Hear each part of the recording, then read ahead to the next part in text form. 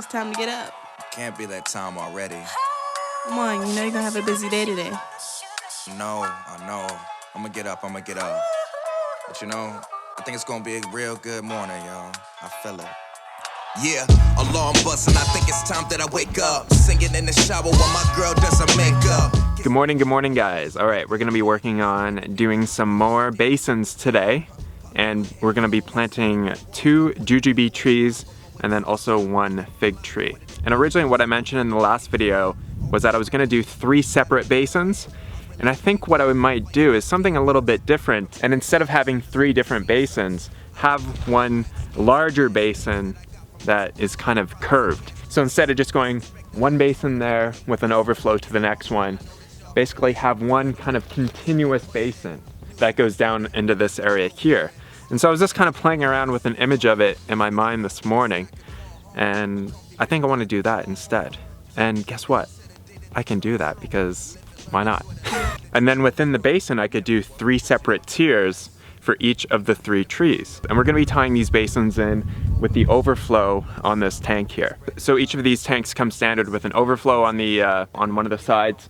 And some of you were concerned, or some of you were wondering, why would I be tying into the overflow? Like, would the tanks at some point be overflowing that it would actually be worthwhile to pipe that out and into these basins? And the answer is most definitely.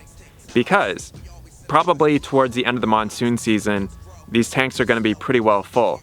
And any extra rain that we get when the tanks are full, essentially what would happen with the overflow is that it would just overflow out of the tank and basically just drop right below it. And it could be hundreds of gallons of water that could just be flowing right beside the tanks or just overflowing beside the tanks. So in my opinion, that just is kind of a waste of water, and we could be using it for something that is a little bit more beneficial. And I also think during the wintertime, if we get enough rain, then the tanks could be overflowing as well. So we could have 2 different episodes where the tanks are overflowing and we could use that overflow water in some basins to grow these trees. In my opinion, it makes a whole lot of sense to do that just because you could potentially be wasting so much water. So the first thing that I'm gonna do is rake all of the wood chips away because they're just gonna get in the way of me doing the digging and stuff. So I'm probably just primarily going to be using the front bucket to pick up dirt and to haul it out of here. I'm gonna cover up our fire pit there. Pretty soon we're gonna do a real fire pit with bricks and stuff instead of just like an open fire pit like that. So I'm gonna cover that up and let's begin.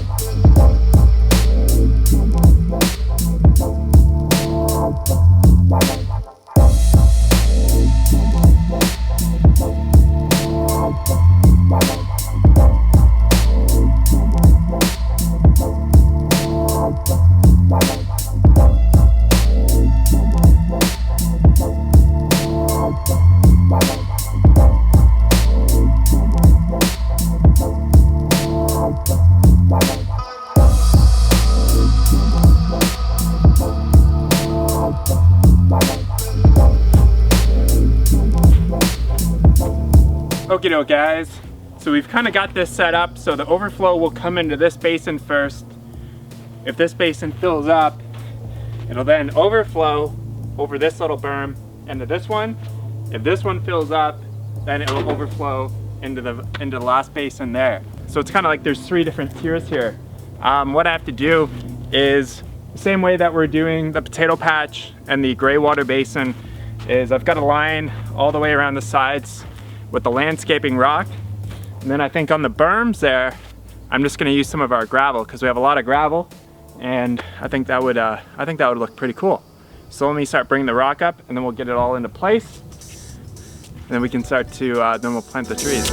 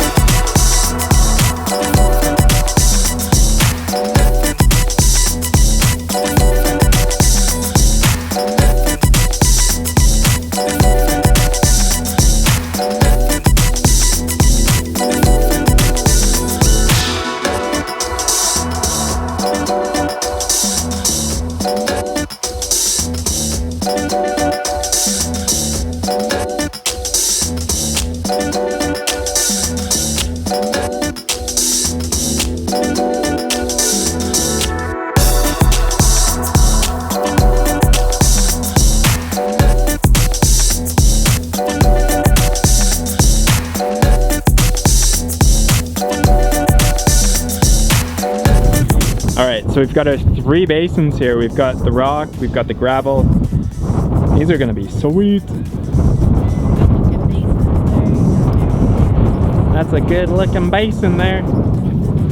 Nice. So Hannah's just starting to dig the first hole.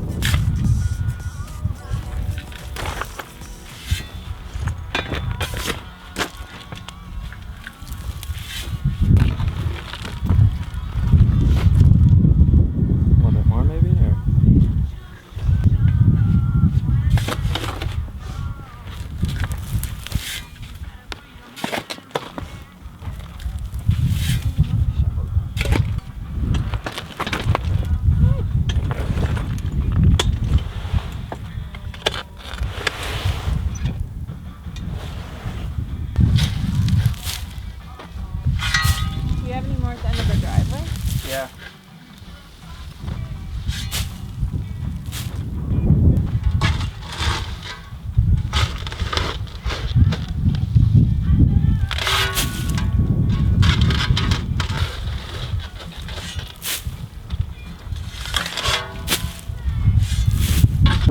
All right, so we were planting these trees the exact same way that we did the ones in the last video. So just doing a mixture of native sand and the compost that we got, and then we threw in a little bit of azomite, mycorrhiza on the very bottom of the hole, and just filling it up with wood chips here, watering it, and then I think we're good to go. And we got Hannah just shoveling a hole like a badass over here. People be like, "You're doing that wrong, Hannah." You're doing that hole wrong there, Hannah. I'm gonna throw your back. I'm not a great shoveler. I'm not. How cool does this whole little thing look? This is pretty cool. Looks better than our other ones. Yeah, we're getting better with making these basins. I'm getting better with the tractor.